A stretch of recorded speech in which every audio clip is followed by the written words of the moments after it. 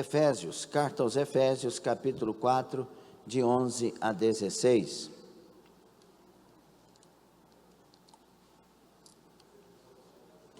Alguém sabe qual foi o tema que nós concluímos terça passada? Estamos falando do seminário de avivamento, certo? Mas o tema específico.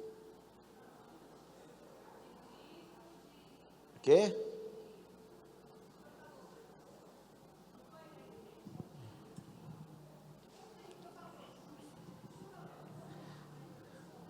Quando o avivamento é superficial.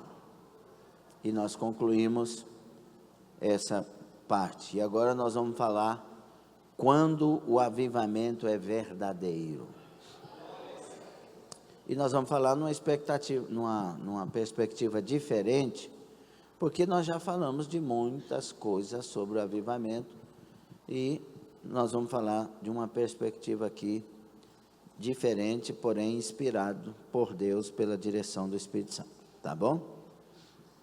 Todos encontraram? Renata Nunes, Deus te abençoe, está no trabalho e cultuando. Deus abençoe o André, as crianças.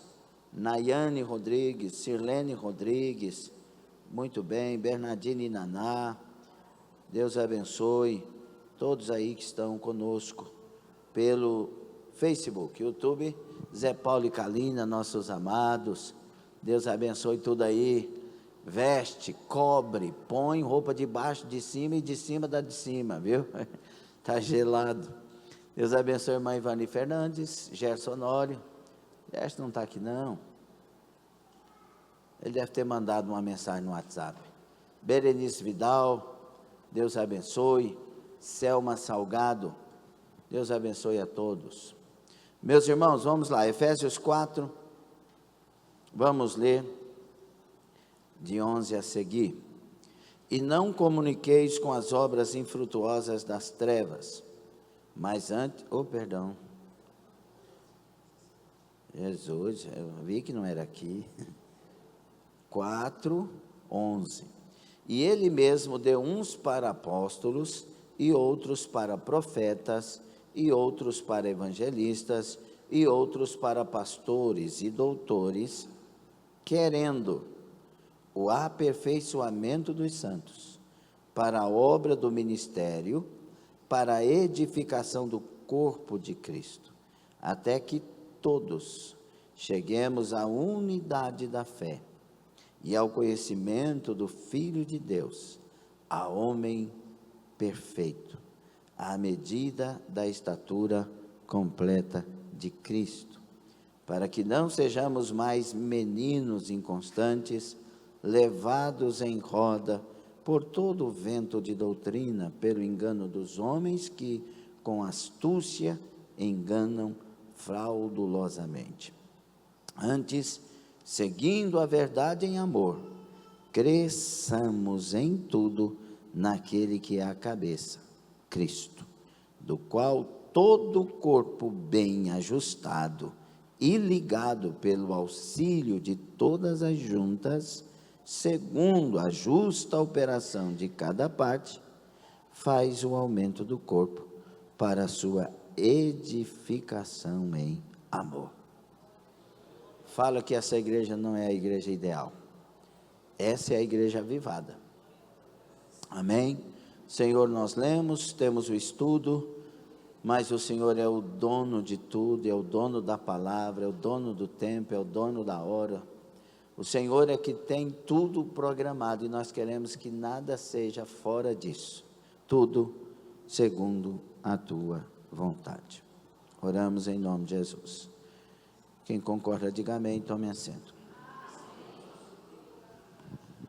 Então, quando o avivamento é verdadeiro? Lá nós falamos, irmãos, que quando o avivamento é superficial, e nós trabalhamos ali a carta à igreja de Corinto, e Paulo, né? Paulo falando que não podia chamar aqueles irmãos de espirituais. Aquela igreja, ela era cheia de todos os dons, ela tinha cultos que a gente intitula de avivadíssimos, porque tinha pessoas cheias dos dons, pessoas sendo usadas, né? Revelação, visão, falar em línguas, né? Paulo teve que doutrinar os dons ali, tanto que era uma igreja cheia de todos os dons. Paulo falou que nenhum dom faltava para aquela igreja. Mas Paulo diz que eu não posso chamar vocês de espirituais, mas de carnais, porque vocês ainda são meninos na fé. Então, agora nós vemos Paulo escrevendo a carta aos Efésios e dizendo que estas coisas têm que acontecer para que não sejamos mais meninos, levados por doutrinas de um lado para o outro, que nós tenhamos maturidade, que nós sejamos varões com a estatura de varão perfeito, alcancemos esse status de estar realmente amadurecidos, aperfeiçoados em Cristo Jesus. Então eu vejo que é o contrário do que lemos na carta aos Coríntios. Você concorda com isso? Então, meus irmãos, quando o avivamento é verdadeiro, a coisa não é tão simples quando tentamos identificar o verdadeiro avivamento bíblico. Deveria ser bem simples, mas infelizmente não é. E por quê? Por causa dessa enxovalhada de novos mestres e doutores falando a respeito desse assunto e trazendo tantas complicações para um assunto que deveria ser simples. Tudo que Deus quer que eu saiba, que você saiba, Ele simplificou. Só que aí vêm as pessoas e inventam outras histórias, ou simplifica demais, ou complica demais, ou coloca uma outra vestimenta para aquilo, o que não pode acontecer. Então, eles colocam tantas coisas, um turbilhão de complicações e de interpretações, que tira o simples. Mas nós vamos pelo caminho aqui da palavra.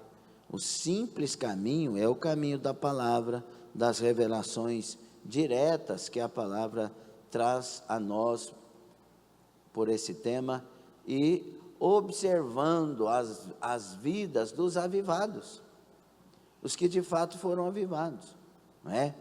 Paulo era avivado e ele estava repreendendo uma igreja que a gente pensava que ela era avivada, pensaria. Imagine você entrar numa igreja e daqui um pouco já tem revelação, tem visão, tem gente falando profecia, é gostoso, é maravilhoso, sim ou não? E tem que ter mesmo, sim ou não? Só que a nossa interpretação é que aquele lugar é perfeito, e não é por aí que a gente interpreta. Não é pelos dons, é pelo fruto, é pelo companheirismo, é pelo amor, é pelas obras de cada um que eu conheço se a igreja é madura. Por isso que Tiago diz: mostra-me as tuas obras, e eu vou conhecer a sua fé. A fé legítima, a fé em Deus, a fé do avivado, é revelada nas práticas diárias desta pessoa. Ok? Você concorda? Então, existe um tripé que eu já falei para vocês aqui em outras ocasiões, que é o tripé chamado de tripé do cristianismo, mas eu posso chamá-lo também de tripé do avivamento. É aquilo que sustenta o verdadeiro, deixa para conversar depois, amém? Aquilo que sustenta o verdadeiro avivamento, e que é ortodoxia,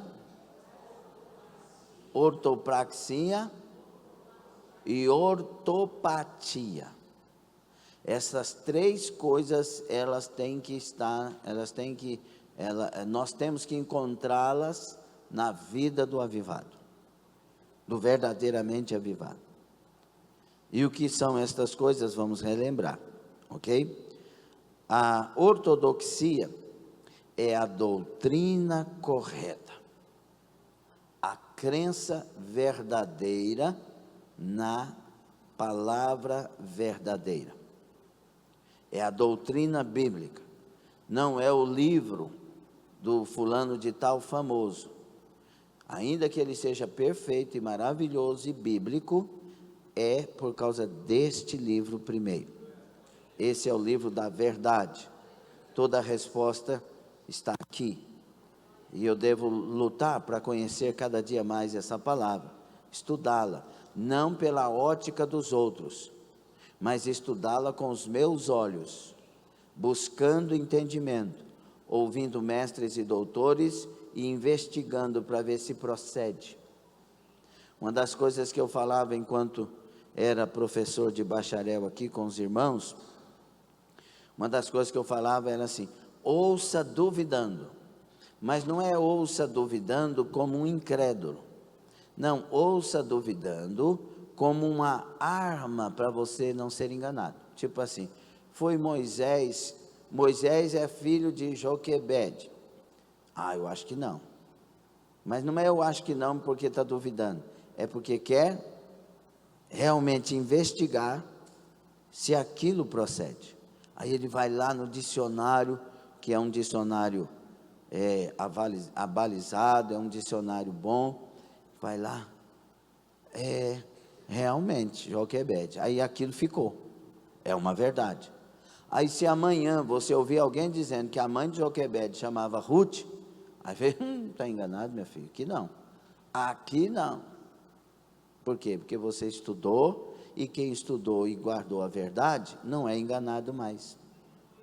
Ortodoxia, é a doxia correta, é a palavra correta, ok? E a outra é a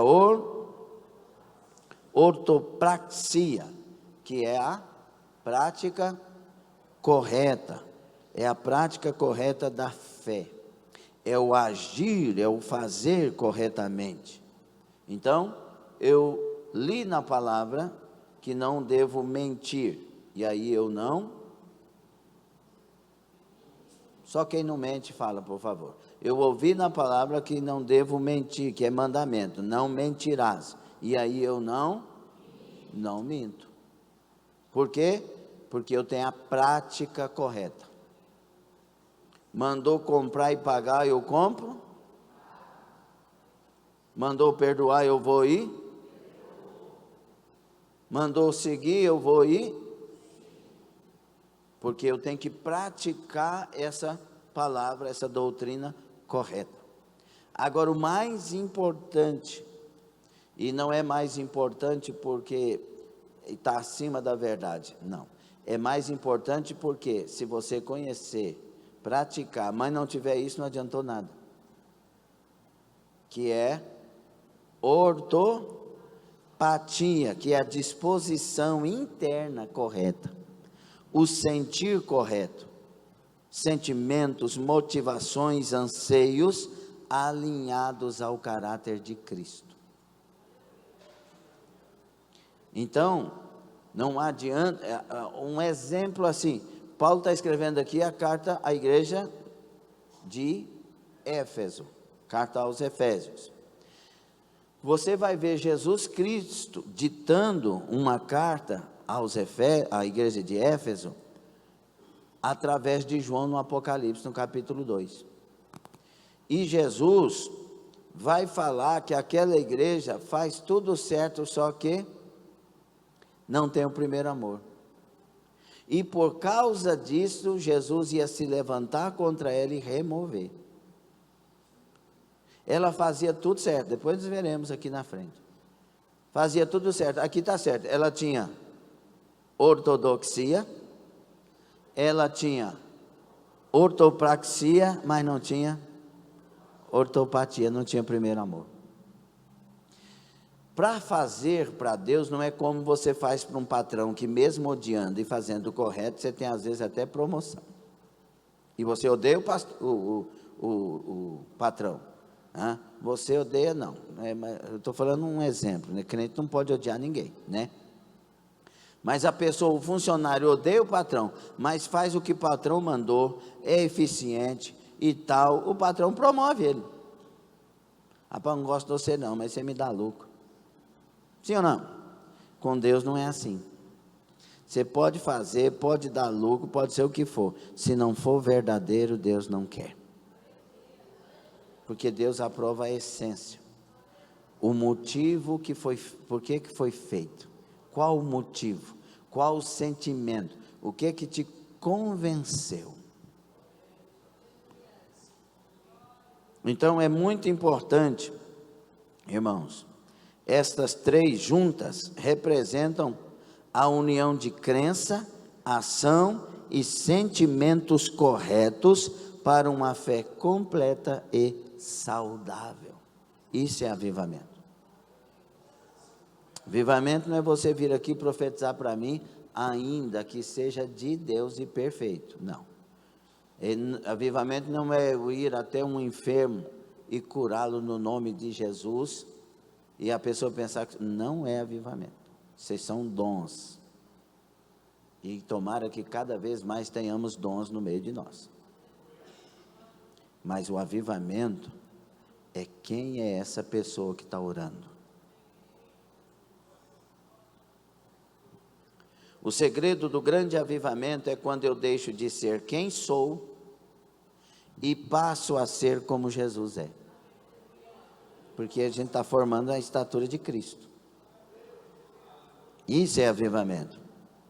E é claro que isso, de uma maneira bíblica, lúcida e sem fantasias, servir Jesus de verdade, ser como Ele é de verdade, lutar todo dia. A gente nunca vai ser como Ele é na plenitude, mas todo dia nós temos que melhorar, chegando mais perto.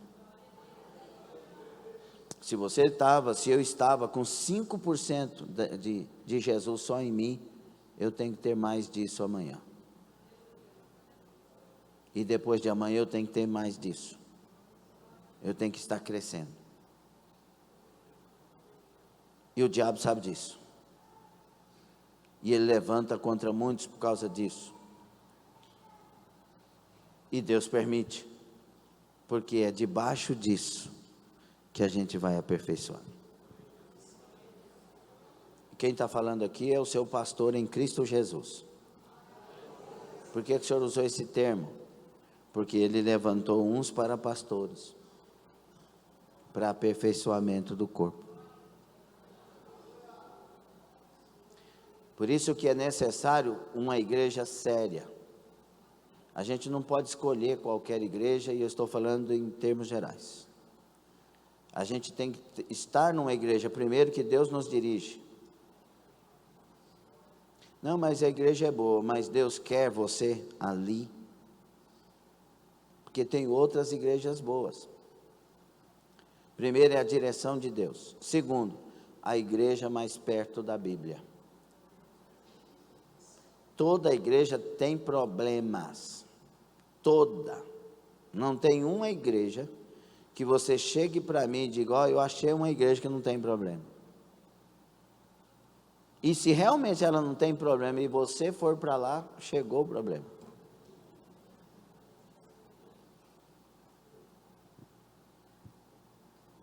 Sim ou não? Então, por isso que igreja é lugar de crescer, ué. De amadurecer, deixar de ser menino. Já viu como é que é menino? Menino, não falei criança, menino. Menino, você faz um negócio, emburra, fica emburrado, revolta, diz que quando crescer vai sair de casa. Quando eu crescer, né? Sim ou não? Porque é menino. Agora Paulo está dizendo para a gente ficar adulto, para a gente crescer, olhar para essas coisas, nada a ver, eu sou o que sou porque Jesus trabalha na minha vida.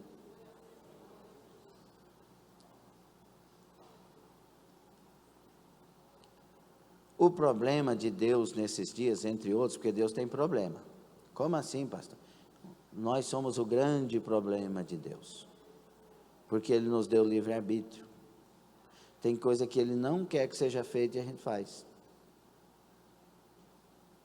Deus queria que Caim matasse Abel. O que o Caim fez? Deus queria que Abraão descesse para o Egito. Falou para Abraão: anda na minha presença, ser perfeito. E o Abraão foi para o Egito. Deus queria que Moisés casasse com a Cusita. Estou falando de homens referência, hein? Moisés casasse com a Cusita? Não, não era para casar com estrangeiros. Moisés foi lá e casou. Deus queria que Davi fizesse o que fez. O adorador. Mas esse é o problema de Deus, nos deu livre-arbítrio. E a gente vive arrumando problema para nós quando saímos da direção de Deus. Mas Deus continua amando, querendo fazer a vontade dele em nós, porque Ele sabe que a vontade dele em nós é para o nosso bem.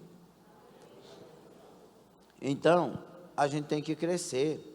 Na igreja tem muita gente que sabe o que não deve fazer e vive fazendo o que não deve.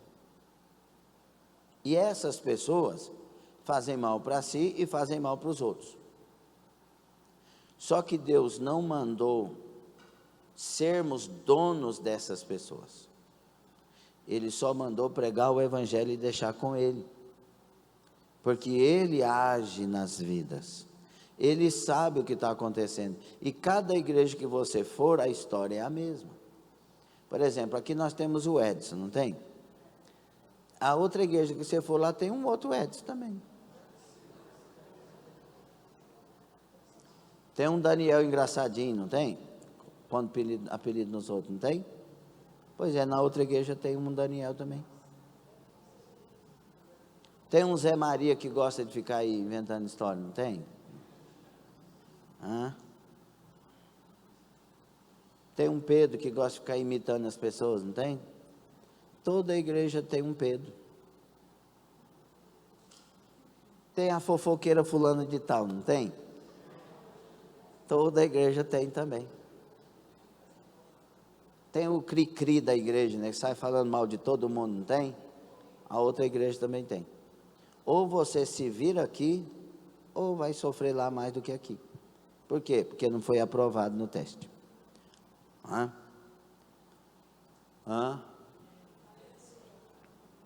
Gostou dessa parte? Então, meus irmãos, a carta aos Efésios, no capítulo 4, versículo 11 até o 16, que lemos, nós vamos entender um pouco mais sobre esse avivamento verdadeiro lendo essa carta, essa passagem, ok? Então continue com a carta aberta aí, capítulo 4, por favor, de 11 a 16. Alguns pormenores da carta. Ela é conhecida como a epístola do terceiro céu. Se você quiser anotar na Bíblia assim, ó, onde está aí o início da carta aos Efésios, epístola do terceiro céu. Ou você pode colocar os Alpes do Novo Testamento.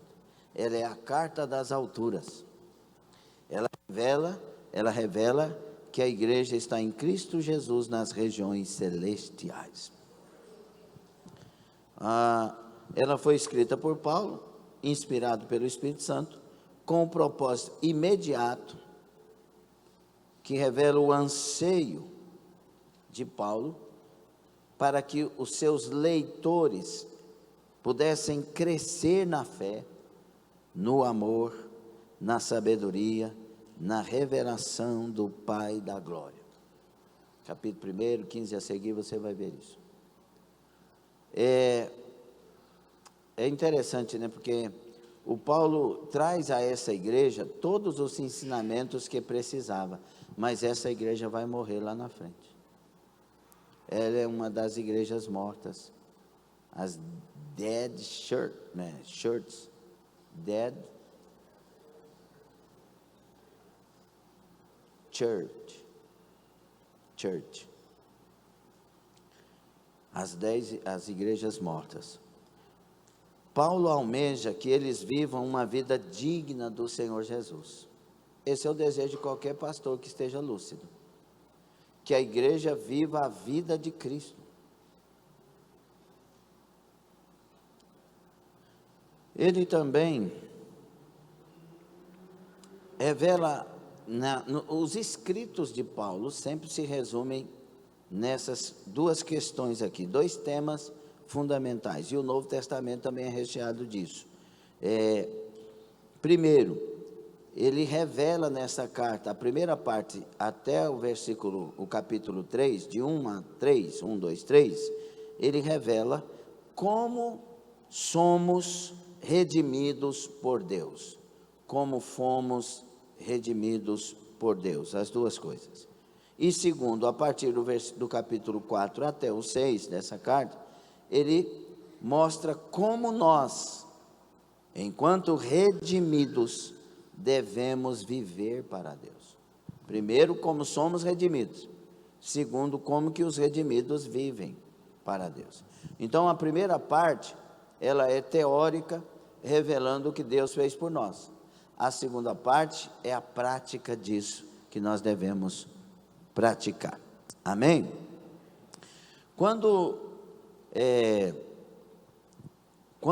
você olha para Paulo doutrinando essa igreja, se você olhar para o coração do pastor, né, porque ele está doutrinando aquela igreja, você vai ver um pastor que quer o melhor para aquela igreja.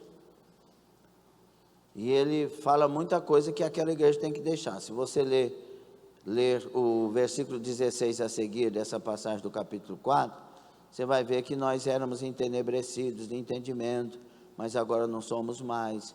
Aquele que mentia não mente mais, agora fala a verdade, porque foi renovado. Nós não devemos dar lugar para o diabo, temos que fugir da gritaria, das coisas erradas. Ele vai falando aquilo que a gente tem que praticar, aquilo que a gente tem que viver como aqueles que estão em Cristo. Então Paulo, ele traz tudo o que era mais importante para essa igreja, só que essa igreja não quis. Olha o que está escrito em Apocalipse 2, de 1 a seguir, de 1 a 7, é a carta a esta igreja. Escreve ao anjo da igreja de Éfeso,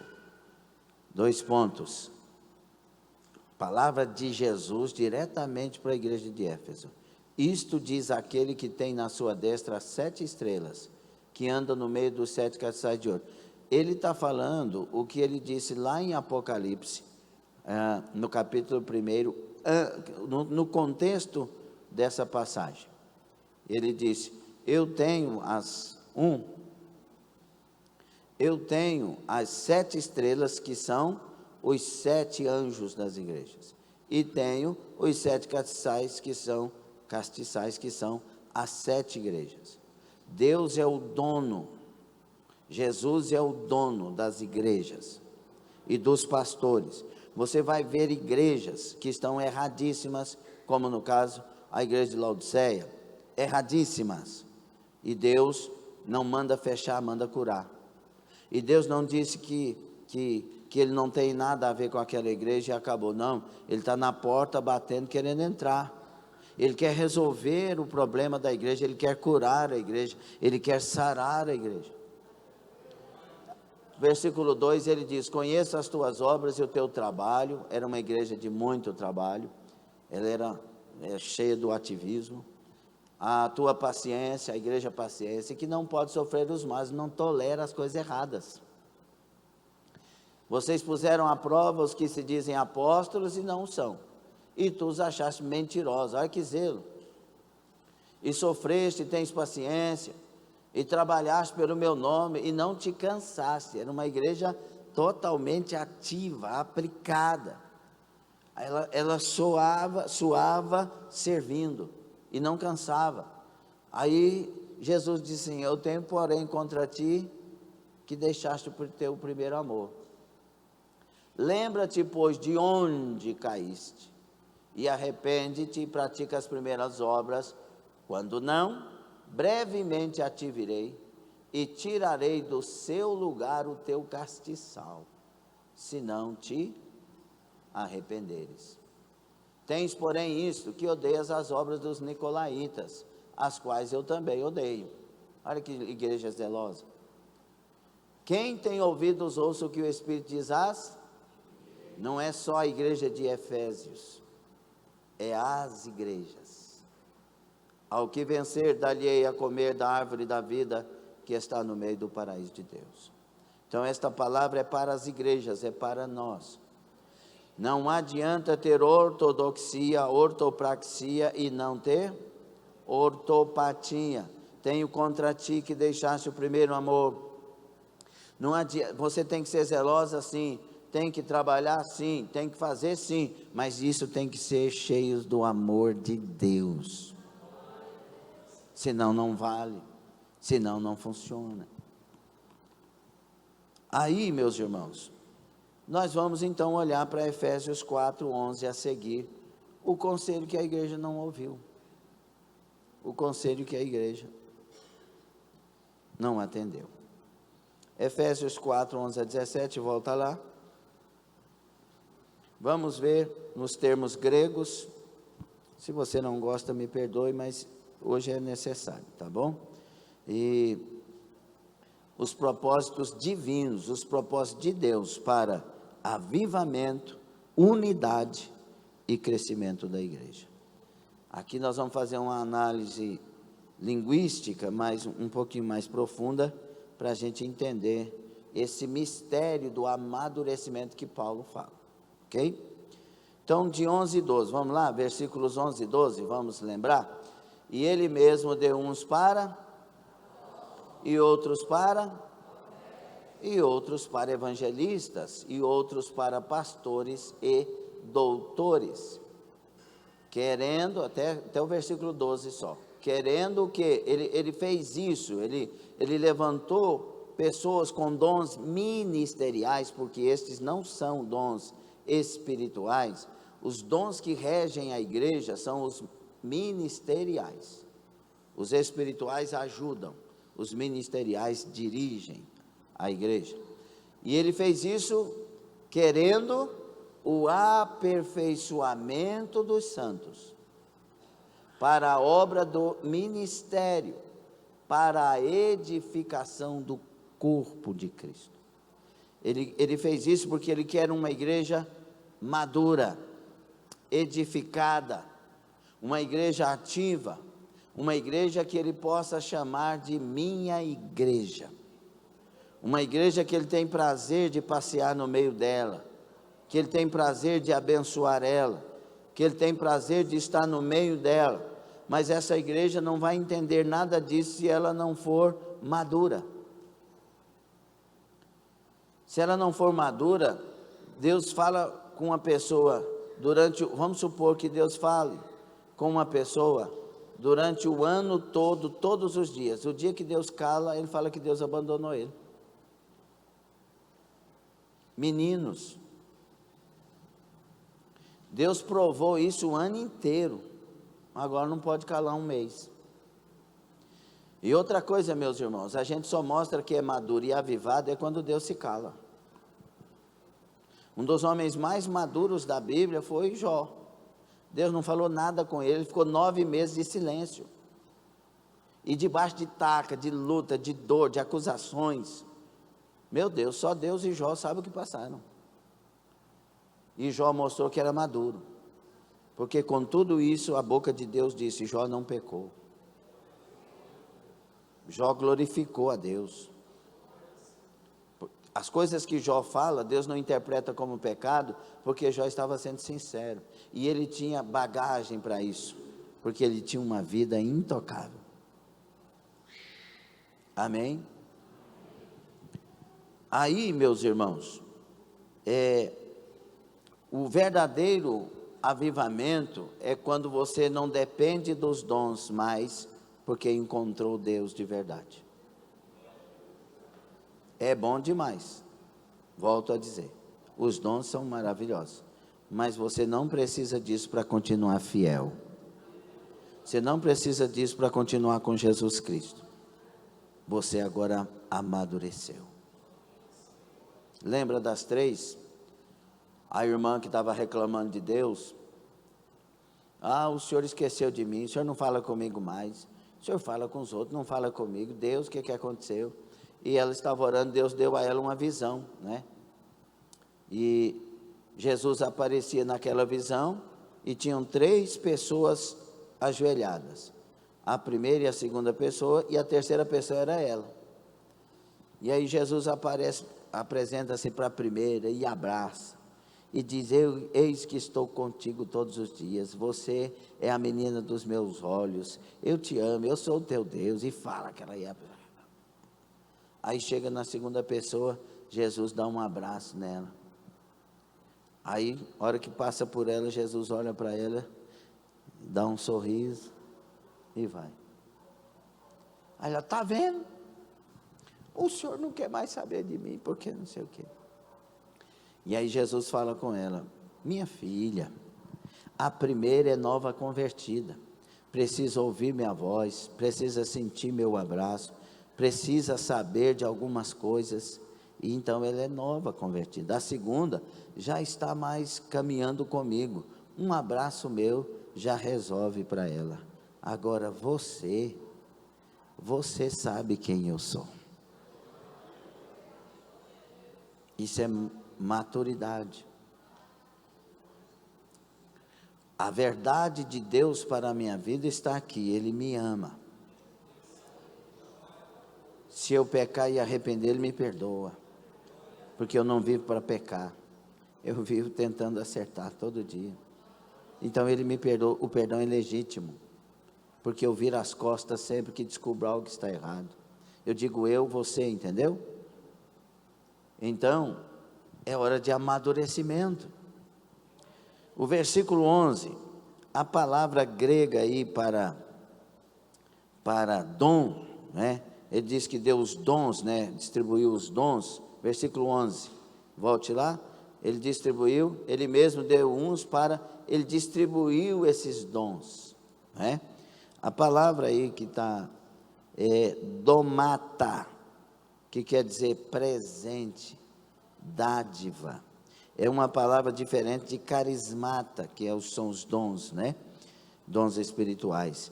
Essa palavra enfatiza que as posições de liderança são presentes específicos e dados por Cristo à sua igreja com um propósito. Então, por mais que eu seja quem eu sou, eu, enquanto pastor, sou um presente de Deus para a sua vida. E eu não falo isso eu falo isso até com coração doendo. Não é que eu seja alguma coisa, é que Deus decidiu passar alguma coisa através de mim para a sua vida.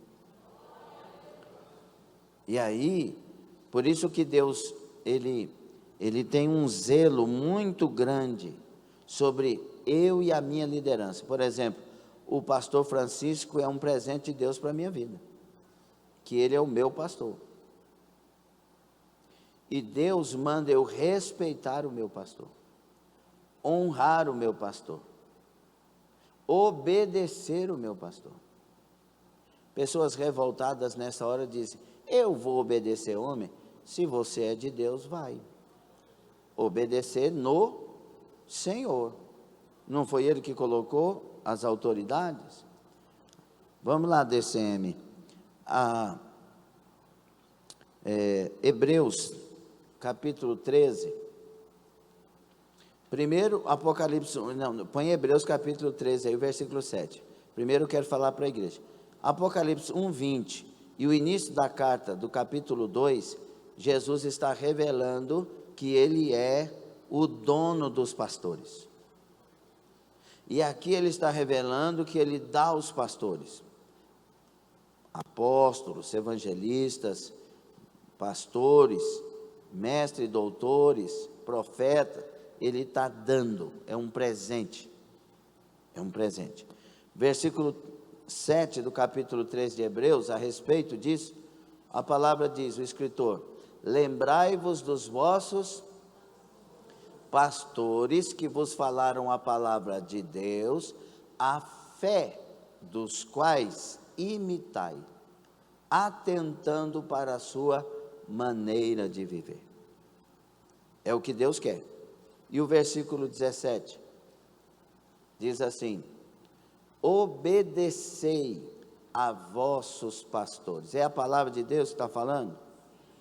Obedecei a vossos pastores e sujeitai-vos a eles, porque velam por vossas almas, como aqueles que hão de dar conta delas. Uma das coisas que mais pesa no coração de um pastor, na vida de um pastor, que de fato seja pastor, eu estou falando para pessoas que são chamados aqui, uma das coisas que mais pesa é porque ele tem que prestar contas. Cadê as almas que eu confiei? Então é sério, preparar ovelhas para mim é uma coisa, preparar ovelhas para o céu é outra. Para preparar ovelhas para mim, eu faço cursos, eu faço um punhado de estudos aí, e uso umas técnicas e etc. Agora, para preparar ovelhas para o Senhor Jesus, eu tenho que pregar o que Ele ordena pregar, eu tenho que fazer o que Ele ordena fazer, eu tenho que imitá-lo naquilo que Ele queira, para que a igreja dele receba e tenha o que Ele quer. Então o preço é maior. Então Deus não quer me dar fama, Ele quer me dar peso. E isso é muito sério. E aí, como quem que há de dar conta? Para que o façam, por que eu devo obedecer e sujeitar a essa liderança pastoral? Para que eles façam com alegria e não gemendo. Porque isso não vos seria útil, isso não seria útil para você que faz aquilo que é contrário a obedecer e não se sujeitar. Entendeu? Então, quando Deus dá liderança para nós, é um presente. Quando eu desprezo o presente, não é útil para mim. Não faz bem para mim. E o maior exemplo de um servo é a submissão. Porque se não há submissão, também não há um servo ali. E o respeito que se deve ter pela liderança,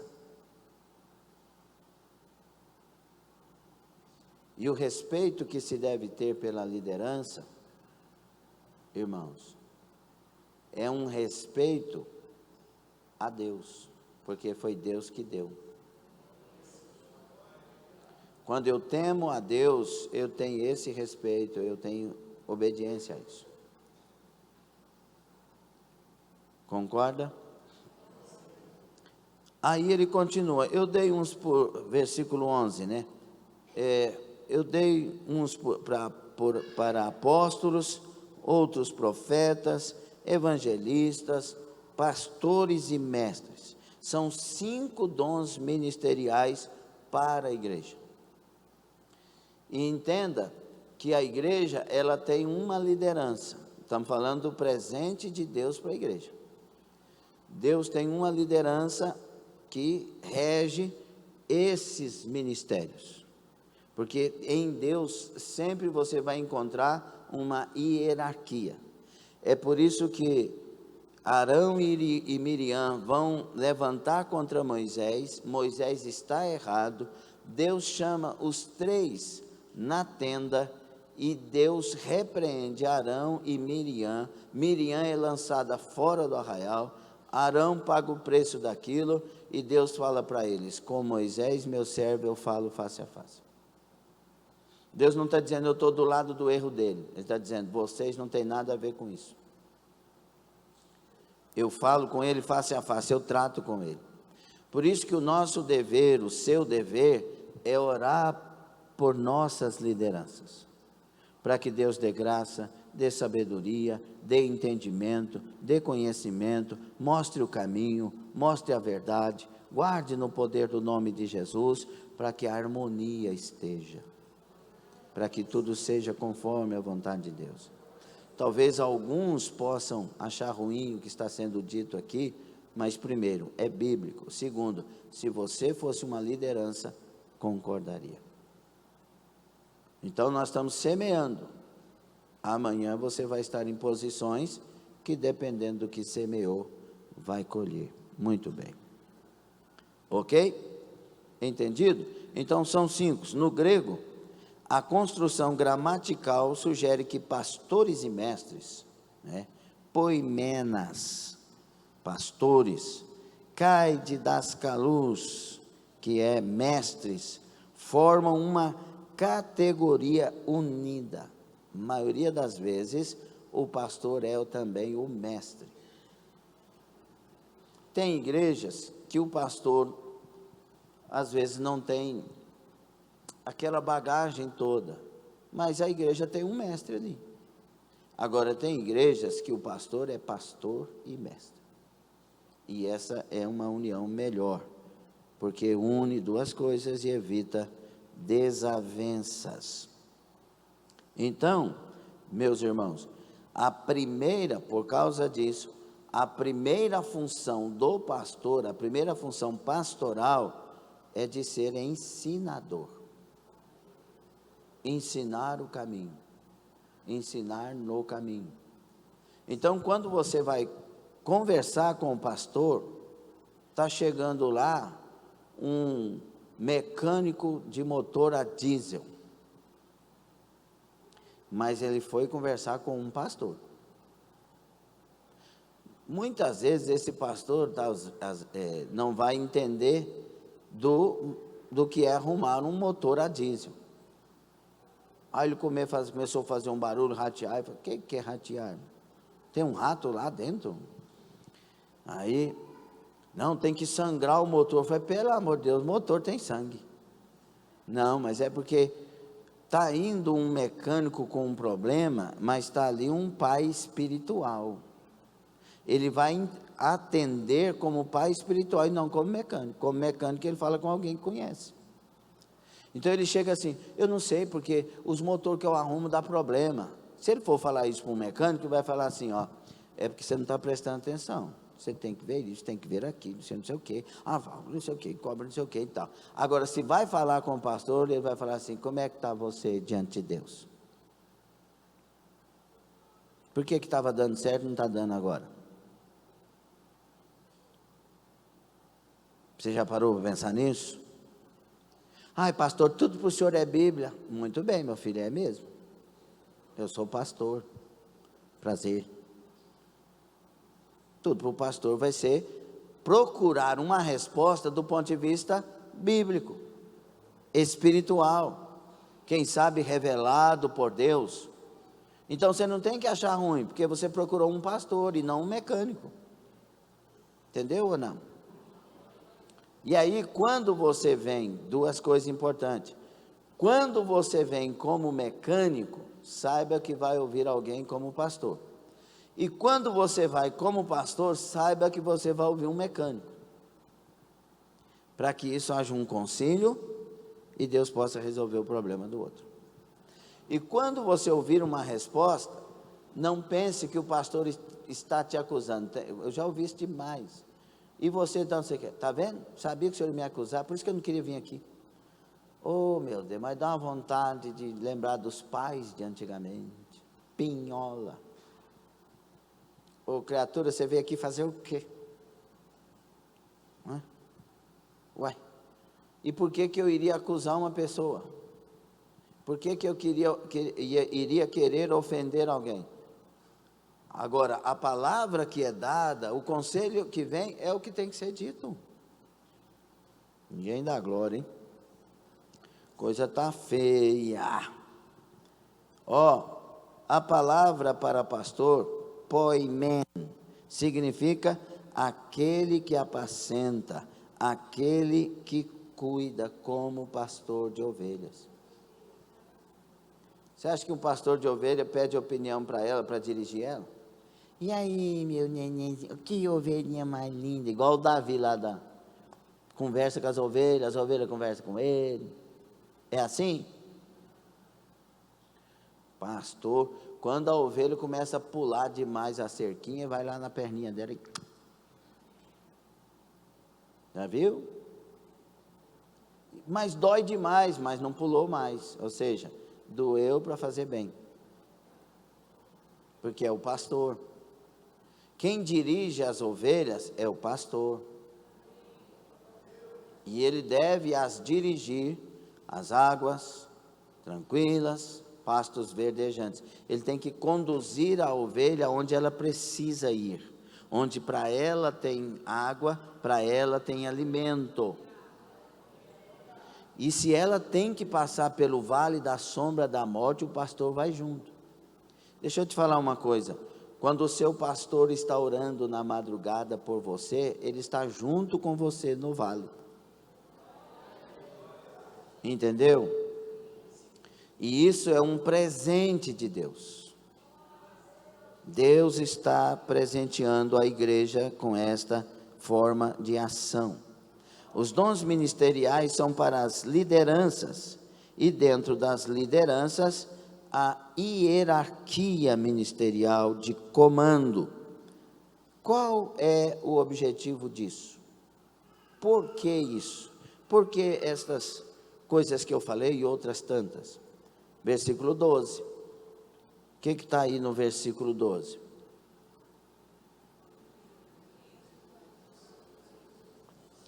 Ai, meu Deus. Efésios 4:12.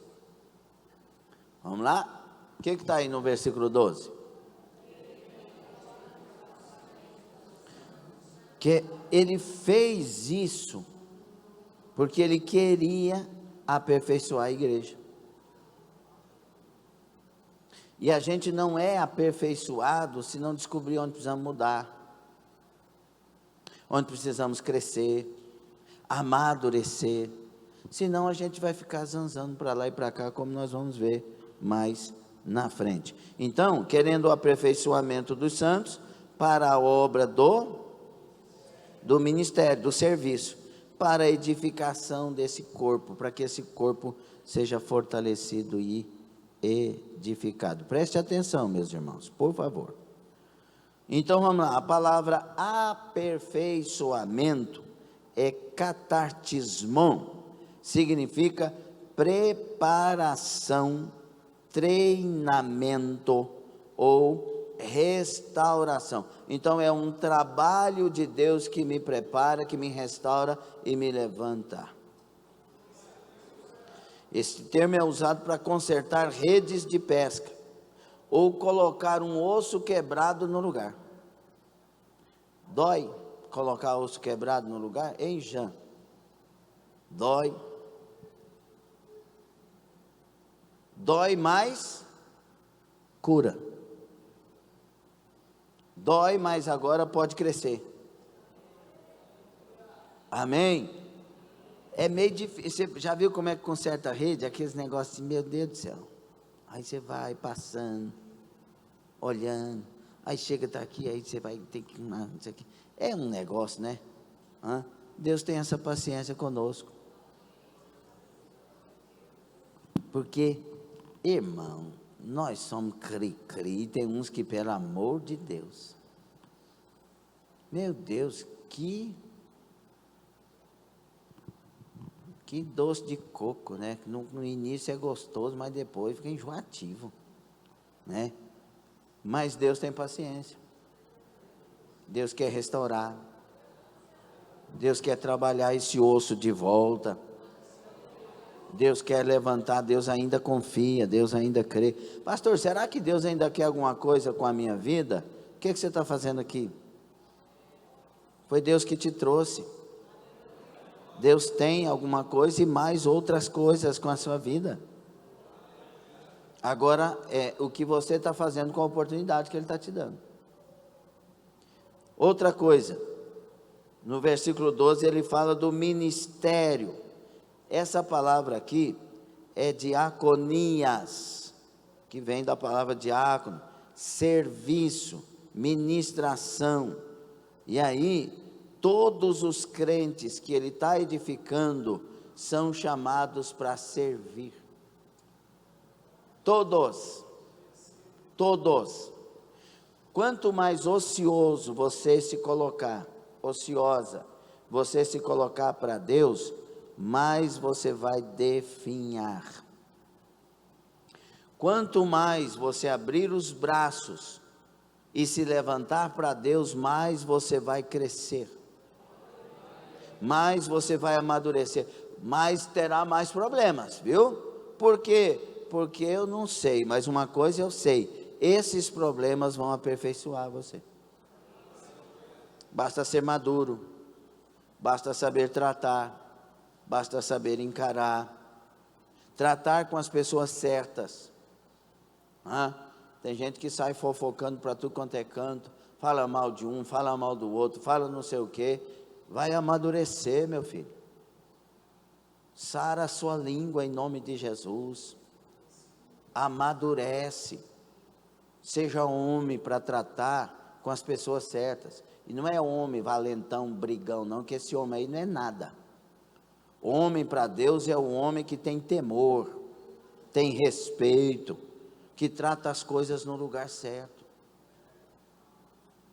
Tem gente matando gente, fazendo coisas erradas, porque o serviço é desserviço. Levanta. Se você achou ruim é porque você está com algum problema. Agora, se você achou bom é porque você é maduro. Porque eu estou falando uma verdade. E verdade não machuca ninguém que quer ouvir verdades. Sim ou não? Não é uma calúnia, não é uma acusação. Eu estou falando verdades. E aí vem a outra palavra. Aperfeiçoar para o ministério e para oikodomen, edificação, construção, edifício, construir a si mesmo, construir essa casa que eu sou. Oikos aqui é de casa. A imagem é de um prédio sendo construído, que é o corpo de Cristo. Tudo isso é porque Deus quer uma igreja. Deus quer cada um unido na igreja, levantado na igreja. Mesmo que os fofoqueiros se levantem, preste atenção e pare de conversa, em nome de Jesus Cristo. Mesmo que haja fofoqueiro na igreja, mesmo que haja mentirosos na igreja, mesmo que haja levantes na igreja, e toda a igreja há, você vai ser maduro, você vai ser instrumento para Deus. Deus quer na igreja que você faz parte, você que é honesto, você que é correto, que não se mancha, que não se mistura com as coisas erradas, mas resplandece a luz dele. Onde que Deus quer um agente dele? Onde precisa de cura. Onde que Deus precisa de testemunho? Onde precisa de testemunho. Onde que Deus quer os honestos? Onde tem desonestos, para saberem que a honestidade é necessária. Então, dependendo do caráter de cada um, as atitudes de cada um. E aí vem os versículos 13 a 17. Estamos aprendendo? Isso é verdadeiro avivamento. Verdadeiro avivamento. 13. Até que todos... Ora, olha outro propósito de Deus. Além do aperfeiçoamento, do serviço, ministério de cada um e da edificação, Ele quer com isso, com esses presentes, com esses dons que Ele traz para a igreja, ministeriais, com essas lideranças, essa forma de ação enquanto igreja, e o diabo sabe muito bem disso, por isso quer que você não congregue. Com esta ação ele quer também que haja a unidade da fé. Vamos curar a igreja? Vamos. A igreja é curada. Se tiver unidade, é a cura.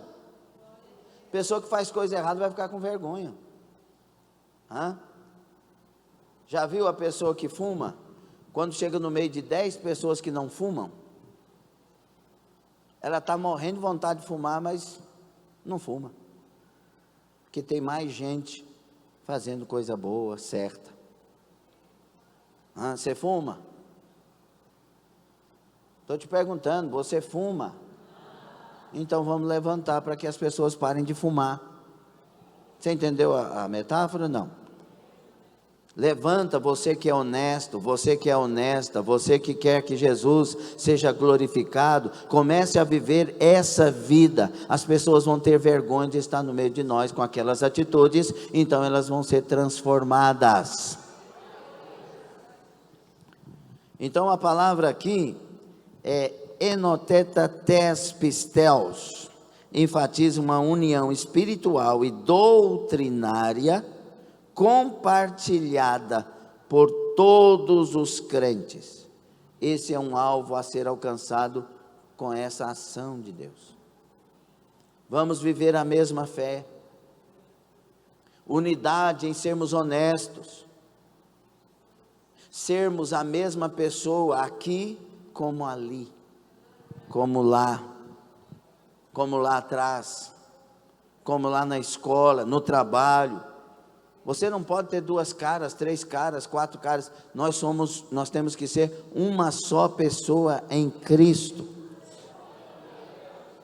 E aí ele quer trazer a nós a outra palavrinha. Todos cheguemos à unidade da fé e ao conhecimento do Filho de Deus, ao homem perfeito, à medida da estatura completa de Cristo. O que é isso? Maturidade. 13. É hora de amadurecer. Nós estamos em 2025, é hora de amadurecer.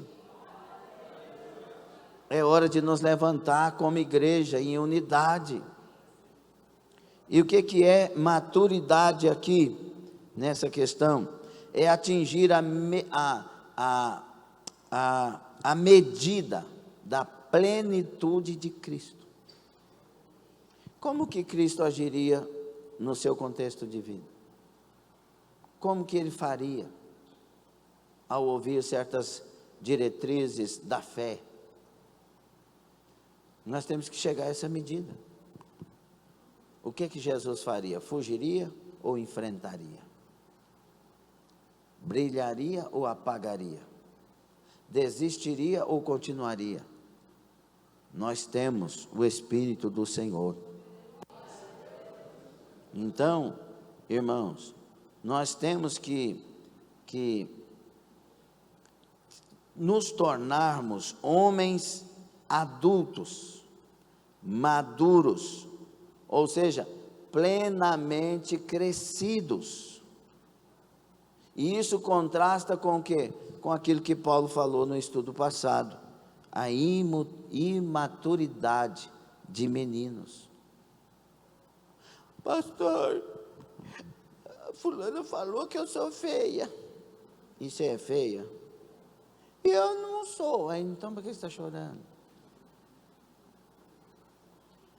Eu conheço pessoas que ouvem 100 pessoas falar que ela é bonita, aí ouve uma falar que é feia. Aí meu mundo caiu. A síndrome do patinho feio. Já falei para vocês aqui que nós fomos visitar uma menina, acho que tinha uns 18 anos, loira, bonita, as fotos dela nos outdoors da cidade, e ela com depressão, dizendo, eu sou feia, dá uma vontade de bater.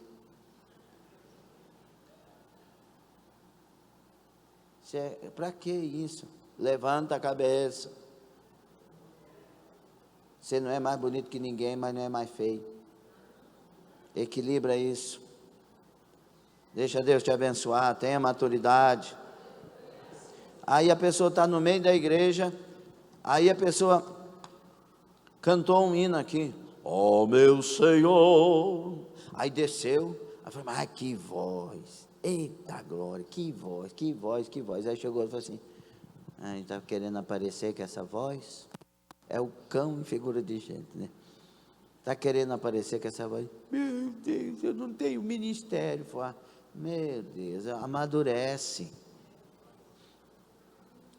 A única pessoa que tem que estar satisfeito com você chama Jesus Cristo. Você cantou, foi para Ele.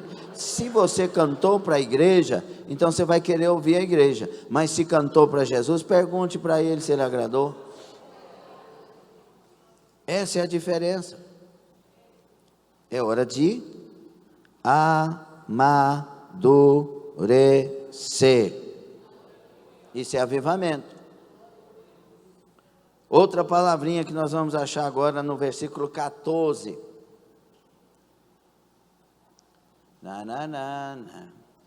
Para que não sejamos mais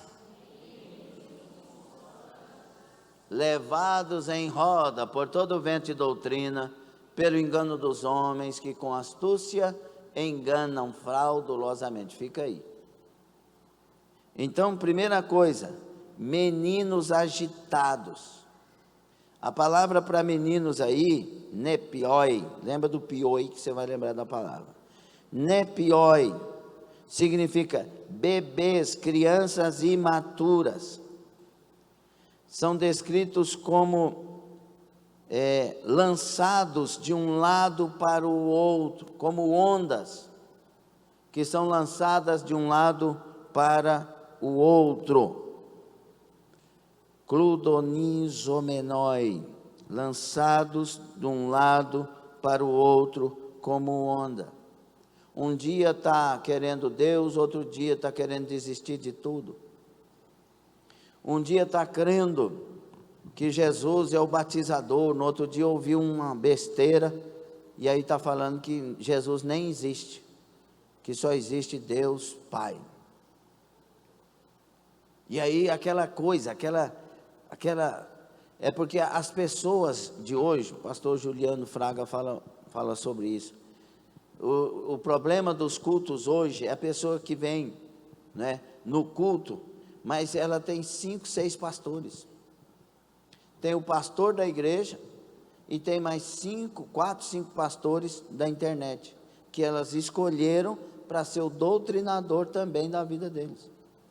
Aí entre os 4, 5 pastores, tem pastores pentecostais, tem pastores reformados, tem pastores tradicionais, às vezes tem até pastores desviados, mas falou o que ele queria ouvir.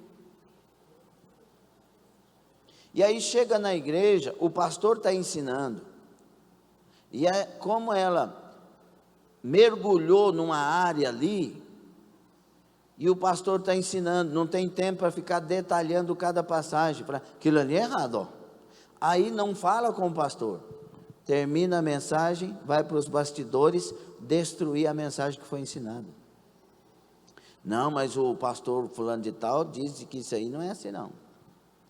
É igual aquela febre, né, que começou. O galo que cantou não era galo.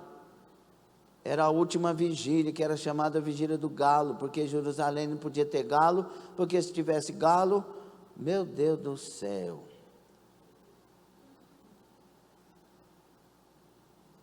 Vai ouvir o que Luiz Saião fala, para você ver a respeito do galo. É o galo mesmo. É o galo mesmo. Não foi não. Foi o galo. É literal. Mas aí começa a inventar. Aí o cara está pregando, falando assim, e o galo cantou, meu irmão, e até quando você vai? Porque o galo falei, nem sei não. Aí chega depois do culto, terminou a mensagem, falei, aquilo ali o pastor é porque não sabe. Levado por ventos de doutrinas. Porque hoje o negócio é achar os chavões. O cara não ouve a mensagem inteira, às vezes o cara falou asneira uma atrás da outra, mas fez um recorte de uma mensagem, de uma palavra lá e pronto, é o doutor agora.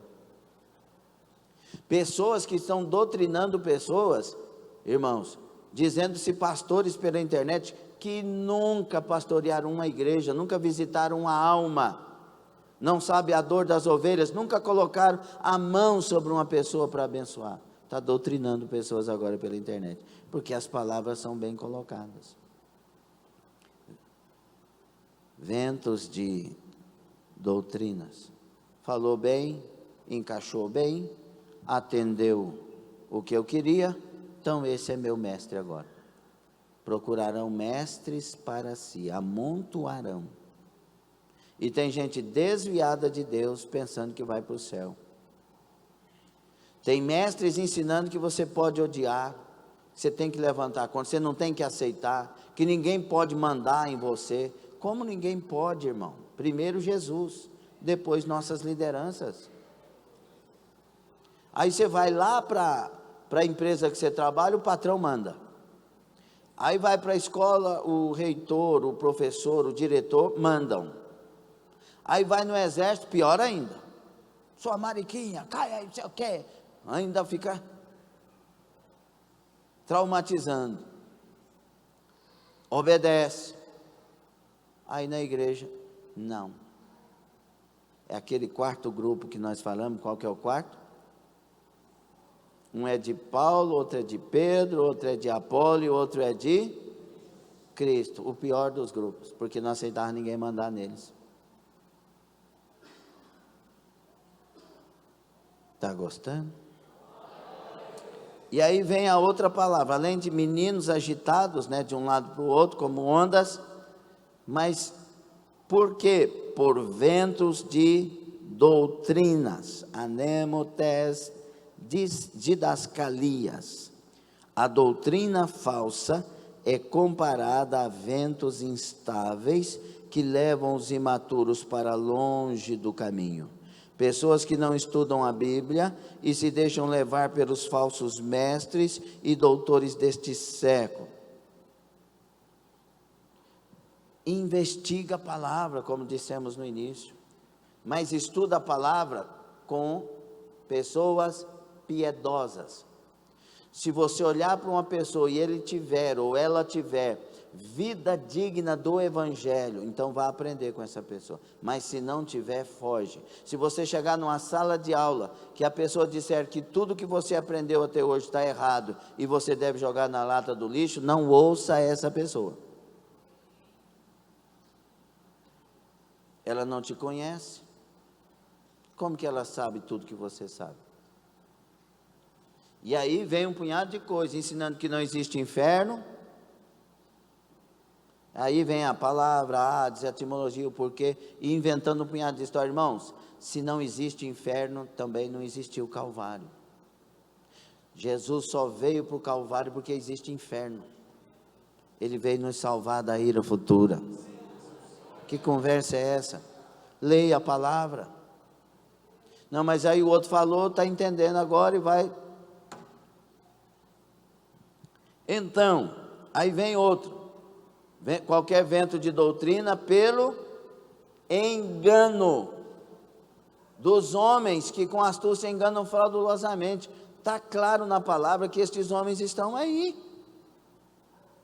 Pastor, se eu não conheço a Bíblia, como que eu sei se aquilo que eu estou ouvindo é de Deus ou não, se eu não conheço a Bíblia por enquanto, mas eu quero conhecer e vou estudar. Se o que você está ouvindo está te levando para mais perto de Deus, e mais te fazendo mais misericordioso, e mais uma pessoa melhor para ajudar os outros, então pode ter certeza que isso é de Deus. Quanto mais o que você ouve purifica o seu coração, mais é de Deus. Ninguém faz essa obra a não ser Deus. Agora depende do coração que está ouvindo, né? Porque Caim ouviu Deus, mais puro que Deus não existe. Porém, continuou sujo do mesmo jeito, porque quem está sujo não consegue ouvir as coisas puras.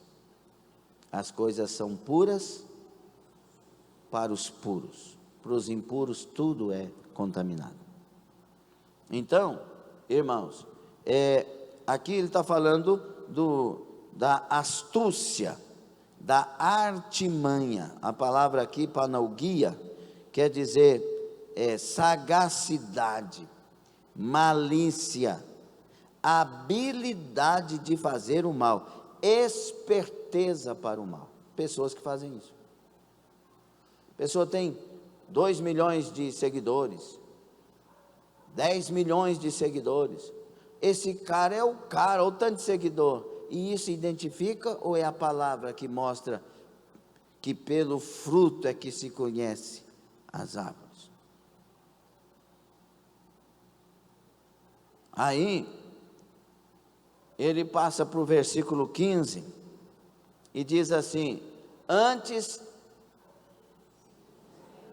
seguindo a verdade em... Então tem jeito de seguir a verdade sem amor? Tem. A igreja de Éfeso não fez isso? Por isso que ele está dizendo, siga a verdade, mas em amor.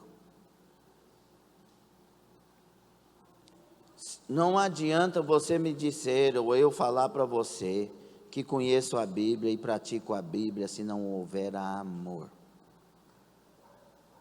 Tem que obedecer por causa do amor. Tem que fazer por causa do amor. Tem que pregar por causa do amor. E amor, irmãos, no nosso conceito, na nossa mentalidade, parece que amor é Romeu e Julieta. Oh, amada de minha alma. Tem gente que casa pensando que está casando com Romeu. Irmão, aquele Romeu lá, só aquele, ele morreu, viu? Só aquele. Não tem outro não. Tem pessoas mais amorosas, tem pessoas menos amorosas. Mas, irmãos, o amor tem que ser o amor legítimo de Deus. O amor de Deus não é bobo, não falha, nunca erra. O amor de Deus não ensoberbece, não arde em ciúme, não se vangloria, não ressente do mal, tudo sofre, tudo crê, tudo espera, tudo suporta. Permanece até o fim. O amor de Deus não vence. O amor de Deus não tem prazo de validade. Então o amor do cristão não pode vencer, não pode ter prazo de validade. Se você me ama, tem que amar até o fim. Se eu te amo, eu tenho que te amar até o fim. Se esse é o amor de Deus. Só que eu amo fazendo a coisa certa. O pai, quando o filho pródigo pediu para ir embora, ele falou, não, pelo amor de Deus, fica, eu te amo. Foi assim? Deixou ir. Ali representa Deus, que é o pai generoso, mas que deu a nós livre-arbítrio. Só que o pai todo dia estava esperando voltar. E esse pai não foi lá ajudar o menino. Quem sabe alguém chegou, eu fiquei sabendo que seu filho perdeu tudo, está lá cuidando de porcos. Ele vai voltar. Deixou o menino perder tudo, deixou o menino sentir um lixo. Por quê? Porque dessa forma ele ia acordar e voltar para casa. Esse é o amor de Deus. Pode dar glória, porque esse é o amor de Deus. O amor que não vem bajular ninguém, mas que nos mostra os caminhos, que tem paciência e que nunca vai deixar de nos amar. Então, seguindo a verdade em amor. Então, eu tenho que viver esta palavra, quanto pregar esta palavra no amor de Deus. Por isso que muitas vezes alguém vai falar, arrependei-vos. Outra vez, eu estou contigo, não te deixarei. Amém? O amor de Jesus Cristo não é aquele amor que os homens pregam, que as mulheres pregam, que as pessoas dizem por aí. O amor de Jesus é sério. É um amor que trata a coisa como tem que ser tratada. O amor que açoita o filho que ama. Mas tudo por amor, tudo para curar, tudo para ensinar, tudo para levantar, tudo para amadurecer. Então, a frase crucial aqui está falando sobre praticar a verdade, ser verdadeiro, um comportamento que deve ser enraizado no ágape, agapau, que é o amor incondicional de Deus. Esse é o meio pelo qual a igreja cresce. E aí ele diz, por causa disso cresçamos em tudo naquele que é a cabeça. E que jeito que a gente faz isso? Estando juntos, conectados, porque somos o edifício. Não tem como você fazer um andar do edifício separado do outro. Tem que estar ligado, junto. E aí ele quer esse crescimento. Então esse crescimento, ele é um crescimento, essa palavra aqui, auxesim, é um crescimento que é de dentro para fora. Não é um crescimento inchaço, é um crescimento padrão correto, de dentro para fora. É assim que o crente cresce, a partir da essência, a partir de quem eu sou, a partir do meu interior.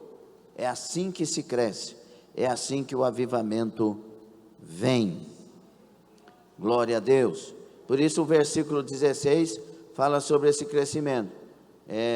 No cabeça que é Cristo, do qual todo o corpo bem ajustado e ligado pelo auxílio de todas as juntas, seguindo a justa operação de cada parte, faz o aumento do corpo para a sua edificação em amor. Ao amor de novo. Então, irmãos, esse crescimento tem que ser porque eu estou ajustado.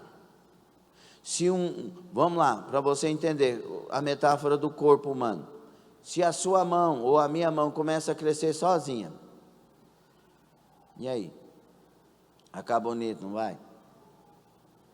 Aí vai ter apelido. No meu tempo era apelido, hoje é bullying, né? Não pode pôr apelido. Irmão, eu recebi apelido, como diziam os antigos, a torta é a direita. Só que eu não era bobo. Se você apela, pega. Então eu não apelava e brincava, igual o Daniel, que eu sei que tem uns apelidos que ele passa mal, mas ele passa mal rindo, entendeu? E aí, irmãos, então a minha geração me ensinou que eu não devo apelar com apelido, que eu devo saber me comportar. A geração de hoje ensina a gente a ir para a polícia. E às vezes condena uma pessoa que uma vez na vida fez isso. O tal do técnico do Internacional foi Abel Braga. Foi contratado para resolver um problema insolúvel. E aí, o menino foi falar um negócio lá, o irmão, quantos anos tem um Abel? Aí ele falou uma linguagem da idade dele, igual a irmã Margarete falaria. Entendeu? E aí ele falou uma coisa da linguagem dele, não, é homofóbico, não sei o quê. E, meu Deus, virou uma coisa por causa de uma palavra que é aquele homem daquela idade, gente. Deixa o homem falar. Deixa o homem errar. Já erraram com você? E você já errou com pessoas? Então, para que trazer mágoa? Para que fazer essas coisas? Guarda a parte melhor. Guarda lixo não, guarda a parte melhor. Guarda a lembrança melhor. Guarda a situação melhor. Tenho certeza que a psicóloga ali concorda comigo, né? Guarda o que é bom para você. E aí, esse crescimento acontece, e o versículo 17 diz assim: e digo isto e testifico no Senhor, para que não andeis mais na vaidade dos seus pensamentos. Isso aqui é maturidade. Para de ser quem você foi e começa a ser quem Jesus é.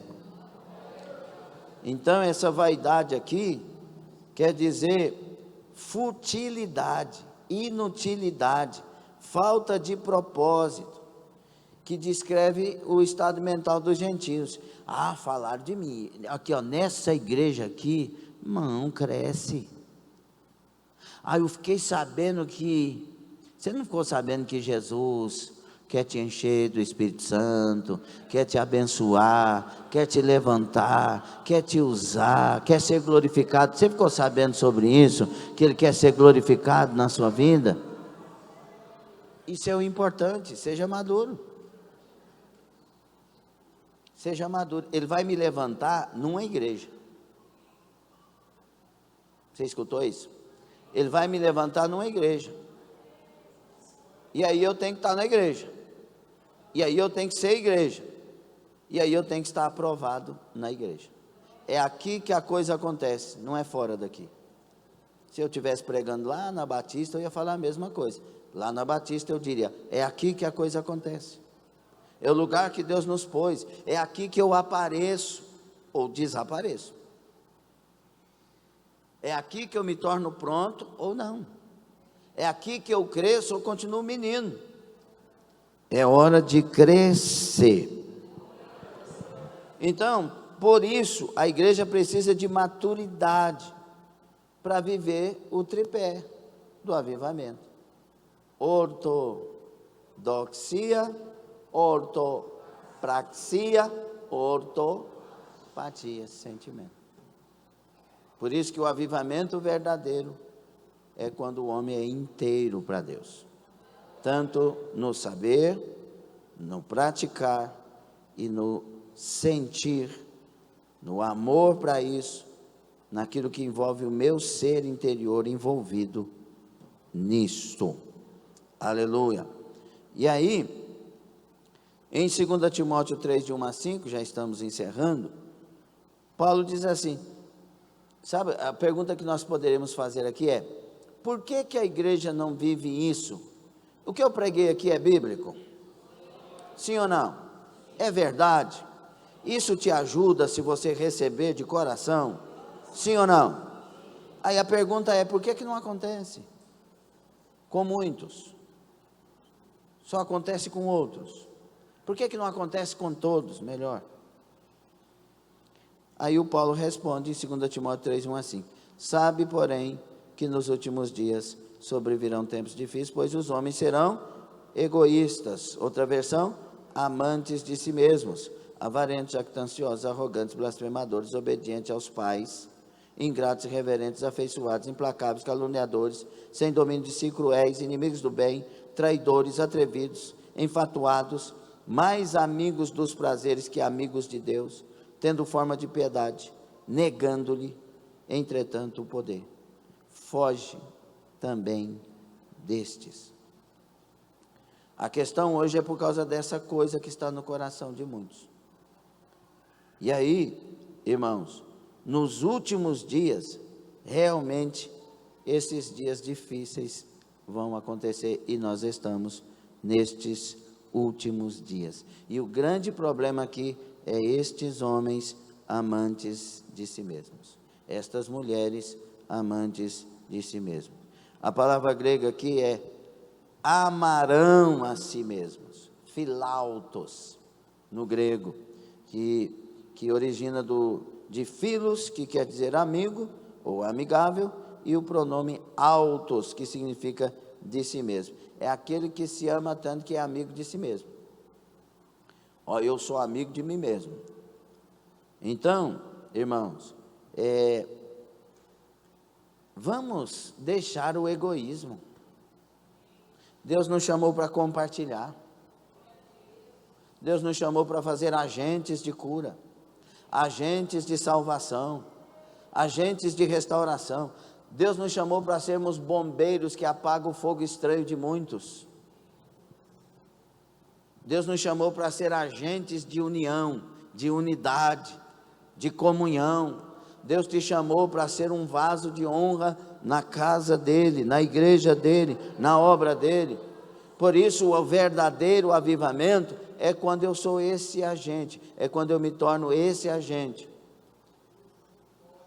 Vamos tomar uma nova atitude?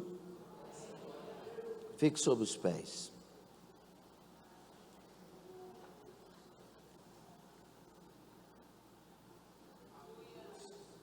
Eu vos apresentei o verdadeiro avivamento. Agora, praticá-lo ou não é com você. A escolha é sua. Curva a sua cabeça, feche os seus olhos. Tenho certeza que foi Deus que trouxe a nós estas direções. Então dê uma resposta. Se você quer viver isto, se você quer ser esse agente, esse exemplo, nunca para aparecer, mas sempre para que Jesus apareça, para que a obra dele seja feita. Quem sabe alguém aqui tenha descoberto pela palavra que fez coisas erradas, então é a hora de mudar. Final do ano está chegando. Venha quinta-feira na campanha do concerto, deixa Deus trabalhar conosco. Vamos crescer, é a hora de crescer. É a hora de sermos verdadeiramente cheios. E quando nos tornarmos esse corpo edificado, esse corpo aperfeiçoado, maduro, verdadeiramente alcançando essa estatura, aleluia, aleluia, então vamos falar em línguas, então vamos ser agentes cheios dos dons espirituais, vamos deixar que o Espírito mova e que o nosso testemunho mostre que tudo é por causa de Jesus Cristo. Senhor meu Deus e meu Pai, ministrei a palavra, ela foi dita conforme a inspiração, e agora é o Senhor e cada vida que se render, cada vida que se entregar verdadeiramente para Ti, Senhor. Eu simplesmente falei, agora eu sei que só o Senhor pode mover, e o Senhor move a partir das respostas. Encontre respostas, encontre vidas, despedaça o domínio das trevas e estabelece esse novo tempo de uma igreja edificada, fortalecida, amadurecida, tomada pelo Teu Espírito, usada nas Tuas mãos. Abençoe os que têm os dons ministeriais, abençoe minha vida, abençoe os obreiros do altar, as obreiras e obreiros sejam abençoados, sejamos abençoados com nossas famílias, os líderes de departamentos, a diretoria, abençoe os membros, os congregados, os visitantes, renova e aviva, fortalece e amadurece esse corpo, meu Deus, e confirma todo o Teu plano e vontade. É a oração que eu faço, e se o Senhor ouviu outros, é a oração que nós fazemos, no nome de Jesus Cristo.